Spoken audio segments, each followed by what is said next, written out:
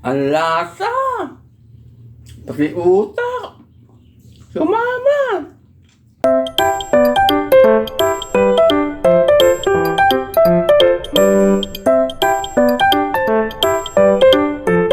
Magandang umaga mga friendship! Magluluto ng aking tanghalian at saka hapunan mga friendship. Unahin muna natin ang kamatis dyan sa sa ilalim. Pang ilalim siya. Yan. Lagyan muna natin dyan sa ilalim. At saka purple onion. Ayan. Hindi ko naman ilalagay ito lahat to. Pa sa ibabaw yung iba. Ayan. Diba? Pag masarap siya mga friendship. Saka itong ginger, luya. At saka itong tawag dito bawang. Ayan mga friendship. Tsaka natin ilalagay ngayon ang pinakabida. Nung unang bili ko to mga friendship, akala ko ito, tong ulo. Mahilig kasi ako sa ulo. Akala ko yung pala, ayan. Bukas pala mga friendship. Yan, lagay natin dito. Yan. Para masarap, nasa ilalim ang ricadong iba. At itong isa, medyo may sore eyes. Ayan no. May sore eyes, pero okay naman yan. Sariwa yung mga friendship. At itong isa, nawawala isang mata. Ayan, di ba ganda? Ganda ng, di ba ganda ng ganda ng pagkakaayos. Tsaka natin lalagay ang, eto, paborito ko, talong. Di ba? Lagay natin dito. Yan, ganyan. Di ba? Ang ganda. Hindi ko na hinati-hati kasi malilit naman. Ito yung paborito kong talong. Maliliit. Sariwa, bili ko dito mga friendship. Kanina, tawag dito, 40 isang kilo. Bali 7 ito mga friendship. Ay, nagkakandahulog. Gusto sa ibaba. Dyan na lang nga kayo sa gilid. Yan, ganyan na nga lang. Naku. Ayaw mag-balance. Ayan, ganyan na lang. Ito. Ay, nahuhulog talaga yung mga talong. Ayaw ata gumitna. Yan. Ayan na nga. Naku, yan ang ganyan. Pwede na rin yan, mga friendship. Maluluto na yan. At ilalagay uli natin ang kamatis sa ibabaw. Ayan, sa ibabaw. Sa ibabaw ng head of the family. Ulo ng bangos. Ayan. At saka itong natitirang paminta. Parang akis. Paminta. Ayan. Tsaka yung luya. Pinagsabay-sabay na natin. Ginger and garlic. At ang natitira pang purple onion. Lagay din natin dito sa ibabaw ng talong. Ay, wala na. Ayan, di ba? At saka lagyan natin ng walang katapusang halubaybay. Wala akong patis, di halubaybay. At saka, paminta. Ay, betsin pala. Ay, syungakis. At may paminta ito. At ito ang paminta. Yan. At ang suka. Ayan yung suka. Konti lang kasi yung yung ulo nakababad na sa yan. Sa suka parang dinain ko mga friendship. Ano pa ba? At itong walang katapusang hugas bigas. Ay, H2O pala mga friendship. Yan, lagay natin dito. Yan. At ang sili. Nasaan ang sili na nakababad sa suka rin? Talagang ginawa ko itong mga friendship para hindi na ako bibili ng sili. Ito mga friendship, ayan. Sili. Yan. Okay natin. Hindi naman siya masyadong manghang itong mga friendship. Ay, nahulog na yan mo na. Mahulog. Diba? Ganda na yung tsura, mga friendship. May kulang pa ba? Ay, konting pala. Konting asin. Kasi konti lang naman yung tawag dito, yung halubaybay. Pang ko lang yon. Pang lasa-lasa ko lang. Yan. Diba, mga friendship? At takpan. Yan. Eto na mga friendship, kumukulo na siya. Di ba ganda ng itsura? Di ba ganda? Pero mas maganda pa rin tayo dito dahil to ulam tayo tao. Ayan. Diba? Ganda. Tikman natin mamaya to. Ay, tikman ko lang pala mag-isa. Hindi kayo kasama mga friendship. Diba? Ganda. Takpan. Mga friendship. Luto na yung talong. Meron pa akong ilalagay. Heto. Ngayon ko lang ito gagawin mga friendship. Nag-invento na naman ako. Sayang kasi kung hindi ko ilalagay ito, fresh na fresh. Heto mga friendship, lalagay ko na. Heto. Oh, di ba? Lukbati. Napadaan uli ako doon sa kinukuhanan ko. Sayang kasi, marami na naman talbos. Kinuha ko siya doon. Oh, di ba? Oh, maiba naman yung paksiw ko.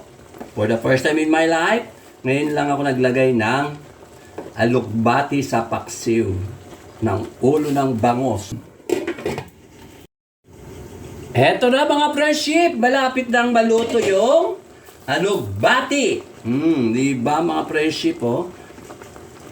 Bago nga pala magpatuloy ang aking pagluluto, siyempre, di ba walang aking pa-shout out kay Ma'am Juby, kay Sir Glenn, at saka sa pamilya niya, ganun din, si Sir Ruben, at saka si Ma'am Ethel, at saka sa mga anak nila, sa pamilya nila. At siyempre, pati rin mga vloggers, ibang bansa ng mga Pinoy na nanonood sa akin, kahit na konti lang kayo, okay lang. Tuwan-tuwa na ako kahit papaano, kahit konti, may nanonood. At siyempre, mga vlogger dito sa Pinas, na nanonood din sa akin, alam nyo na kung sino-sino kayo mga friendship. O, diba? O, yan, o, diba? Malapit na siyang maluto, mga friendship. Eto na mga friendship, luto na siya. O, diba? Nalanta na yung alukbati. Sasandok na ako para kumain. Mag-aalas 12 na. Unahin natin muna tong mga tong alukbati dito sa sa mahiwagang platong oblong.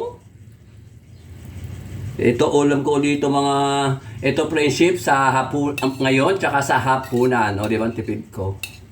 Ayan, dyan natin sa gilid lagay. Ayan. Pangit ba? Tsaka tong talong. May favorite eggplant.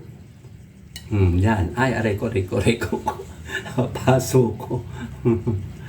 O, diba? Ay, yan natin lagay. Yan, dito. Yan.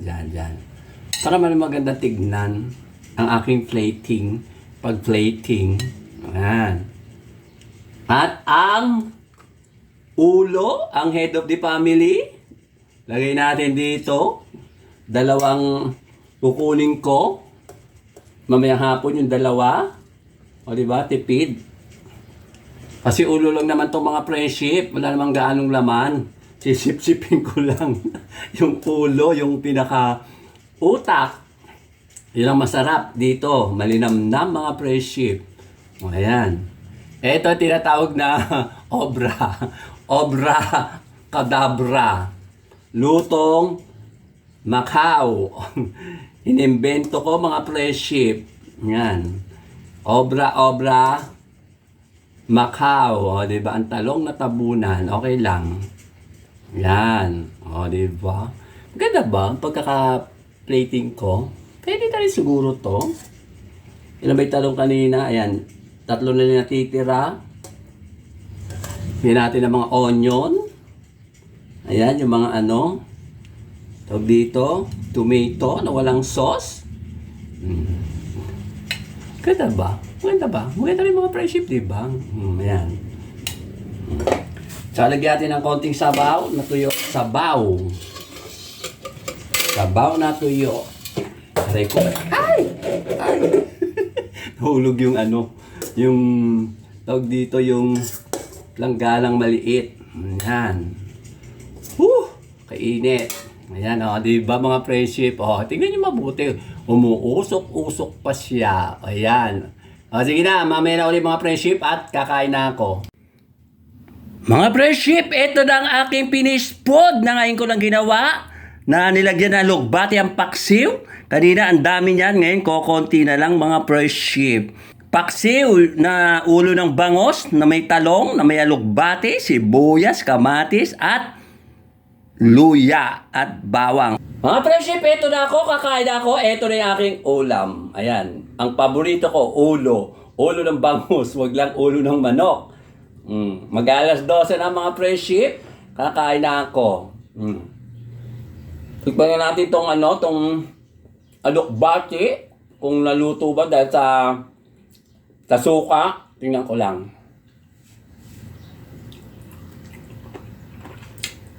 Luto naman mga friendship.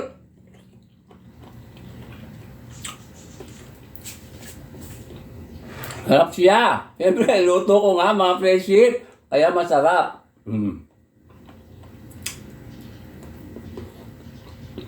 Ito yung mga luya, kamatis, nabuyas. At ang talong, ang aking paboritong talong na buo. Hindi ko iniwa-iwa, mainit-init. Aray ko, napasok ako. Oo nga, mainit. Sarap nung luya, ayan o, luya. Tsaka yung kamatis, ayan. Sarap.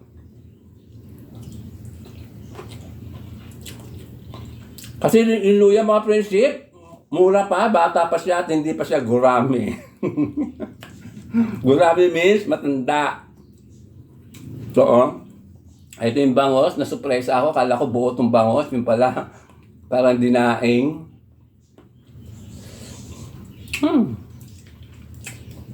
Mga friendship, hindi naman siya gaanong malaman, pero may masarap kasi yung yung ulo. Malasa. Kahit na konti ang laman, basta ang importante, may ulam. Di ba mga friendship, tulad nito ulam. Malasa talaga pag ulo. Ewan ko ba, ba't malasa ng ulo? Lalo na yung bangos. Basta lahat ng ulo, lalo na yung yung tawag dito, yung salmon. Ayan, isa pa sa pinakagusto ko yung salmon na sinisigang. Ewan ko ba, basta bandang ulo, masarap. No? Sarap. Malasa siya. Kasi andun yung utak. Nagkatotay talong, itong buong talong.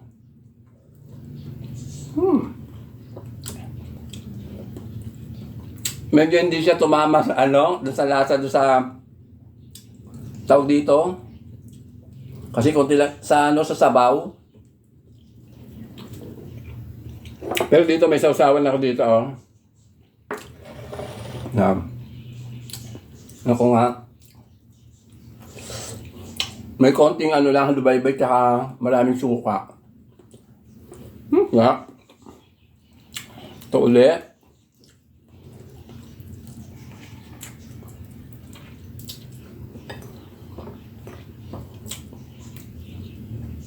Pero kahit pa paano mga friendship, may laman naman yung ulo.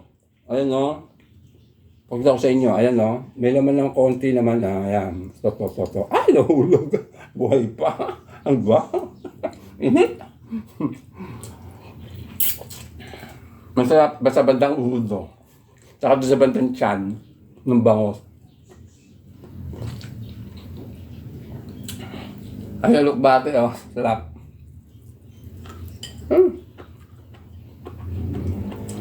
Sarap kaya?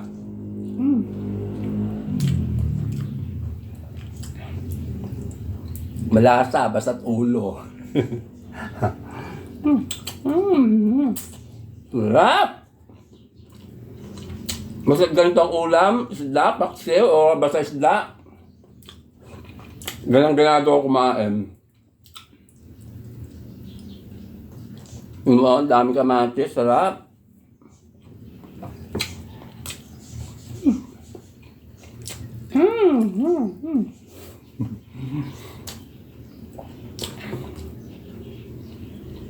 Ito yung laman ng yung ulo, may laman. Yung dito niya. Ayan, ito. Hindi naman puro puro tinik. Mayroon din naman laman. Makasip-sip nga yung ulo. Ito yung ulo. Sip-sipin ko nga. Sanay akong sumilpip ng ulo, lalo na sa bangos. Ano ba, mga friendship. Ito ulo.